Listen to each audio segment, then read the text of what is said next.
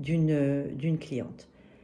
Elle vit une situation où elle se sent heurtée. Si elle avait été proche d'elle-même, ok, elle aurait vu ça à l'intérieur d'elle, elle aurait vu ses émotions, elle aurait vu les sensations d'inconfort que cette douleur crée à l'intérieur d'elle, et elle aurait pu le traiter. Elle aurait pu adresser cet état d'être, ok? Mais comme elle n'est pas proche d'elle, eh bien, elle s'est laissée submerger par ce qui était là. Elle est dominée par cette douleur, elle ne le sait même pas. Elle n'en est même pas consciente. Qu'est-ce qui se passe dans ce cas-là, quand on est, que ce soit de la colère ou de la peur ou de la douleur, peu importe, le mécanisme est le même.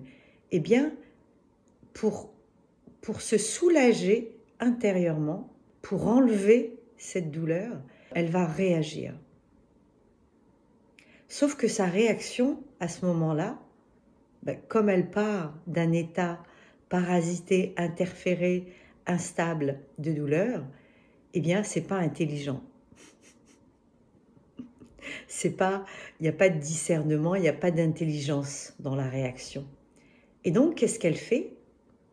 Elle réagit, elle pose un mouvement, une action, à partir d'orgueil. Elle a tellement mal, elle est tellement blessée, que pour se venger, elle va réagir. Sauf que cette réaction, eh bien, c'est son auto-sabotage. Parce que, en réagissant de cette manière, elle s'est mise plus en danger. Elle a mis en danger quelque chose d'important. Et ça, c'est ce qu'elle fait, c'est l'histoire de sa vie. Elle tourne dans ça. Au lieu de se tourner sur soi-même, de devenir conscient de ce qui est là à l'intérieur de soi.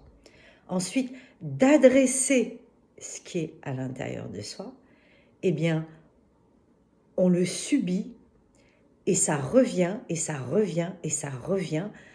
Ça revient pour que ce soit adressé, justement. Ça revient jusqu'à ce qu'on l'adresse.